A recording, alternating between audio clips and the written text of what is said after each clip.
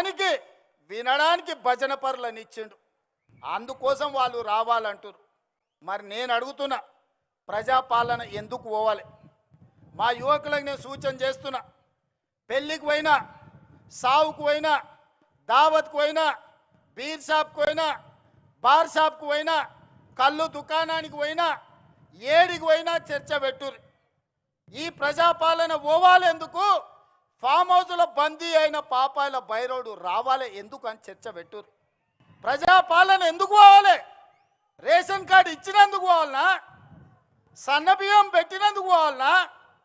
ఇందిరమ్మ ఇల్లు ఇచ్చినందుకు పోవాలనా? ఉచిత కరెంట్ ఇచ్చినందుకు పోవాలనా? రైతు రుణమాఫీ చేసినందుకు పోవాలనా? రైతు భరోసా చేసినందుకు పోవాలనా? వరి వేస్తే ఉరేసుకున్నట్టే అన్న ఆ దుర్మార్గుడు చెప్తే 2,88,00,000 మెట్రిక్ టన్నుల ఒట్లు పండిస్తే చివరి గింజ వరకు కొని 80,000 కోట్ల రూపాయలు చెల్లించినందుకు ప్రజాపాలన పోవాలనా? డ్రగ్స్ అమ్మేటోళ్ళను, గంజాయి అమ్మేటోళ్ళను బొక్కల పెట్టి మక్కలు ఇరగొట్టినందుకు ప్రజాపాలన పోవాలనా? మీరు వస్తే ఏం చేస్తారే? ఫామ్ హౌస్లలో అమ్మిన గంజాయి డ్రగ్స్ ఇవాళ రైతు బజార్లలో పెట్టి అమ్ముతారా?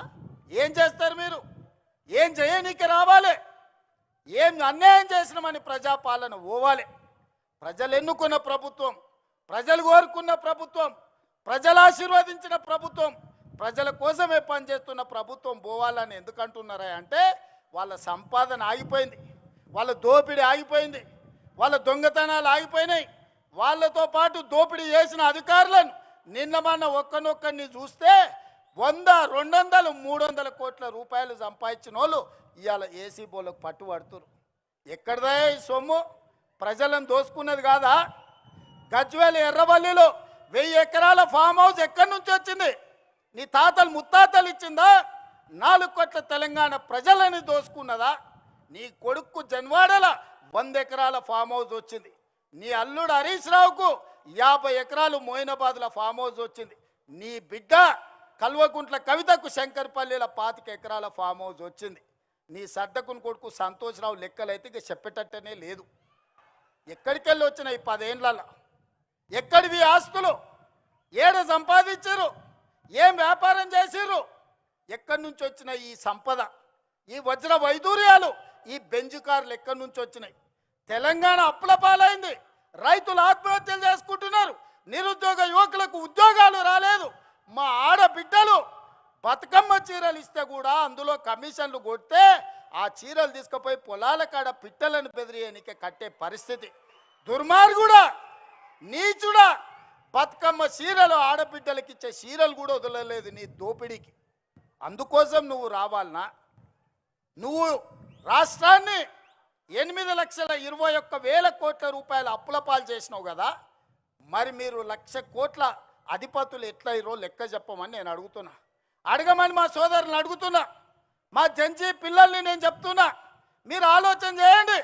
10 ఏళ్లలో 1,00,000 కోట్లు కేసీఆర్ ఎట్లా సంపాదించిండు? 8,21,000 కోట్లు తెలంగాణకు అప్పులు ఎట్లా మిగిలినాయి? ఆస్తులు ఐశ్వర్యాలు కేసీఆర్కి ఎట్లొచ్చినాయి? అప్పులు తప్పులు మనకెట్లొచ్చినాయి? ఒక్కసారి ఆలోచన చేయండి. ఈ అప్పులు తప్పులు చేసినాడు మళ్ళీ వస్తే ఇంత ఉందే మా అనిరుద్ధ్ చెప్పాడు.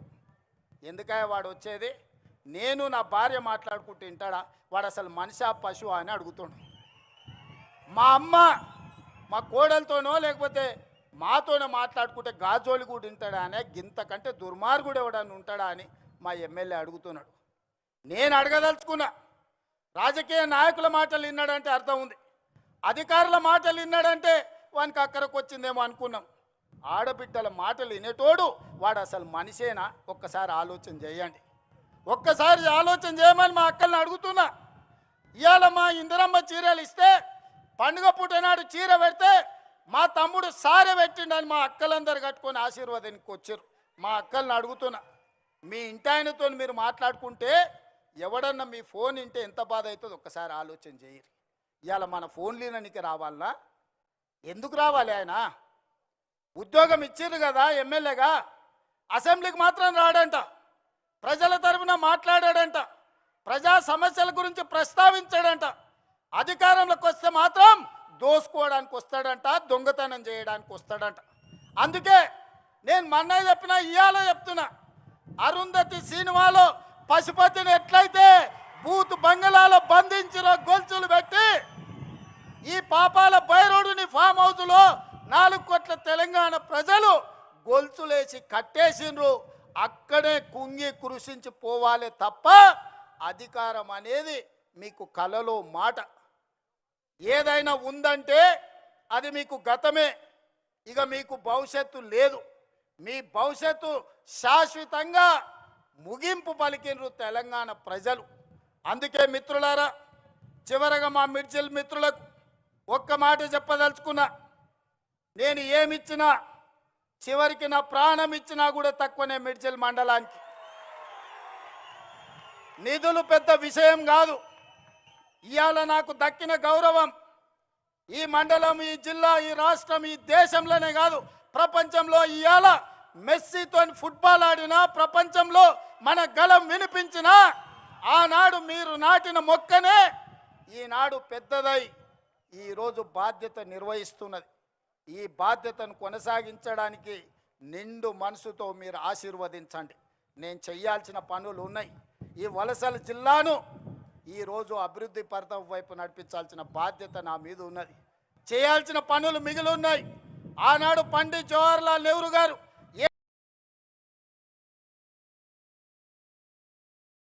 ఏదైతే ప్రాధాన్యత పెట్టుకున్నాడో ఎడ్యుకేషన్ అండ్ ఇరిగేషన్, ఈ జిల్లాలో ప్రతి ఎకరాకు నీళ్ళు ఇచ్చే వరకు, ఈ జిల్లాలో ఉండే ప్రతి పేదవాడికి విద్యను అందించి ఉద్యోగ ఉపాధి అందించే వరకు నేను మీకు సేవ చేస్తూనే ఉంటా. ఆనాడు 94 నుంచి 2004 వరకు 2 సార్లు తెలుగుదేశం అధికారం ఉంది. 2004 నుంచి 2014 వరకు doctor YS Rajasekhara Reddy Congress party అధికారంలో ఉండే.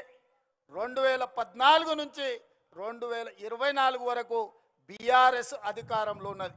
ఇవాళ చెప్తున్నా, నా ఆత్మ బంధువులైన మిర్జుల ప్రజల మధ్య నుంచి రాబోయే 2024 నుంచి 2034 వరకు ప్రజాపాలన ఉంటుంది.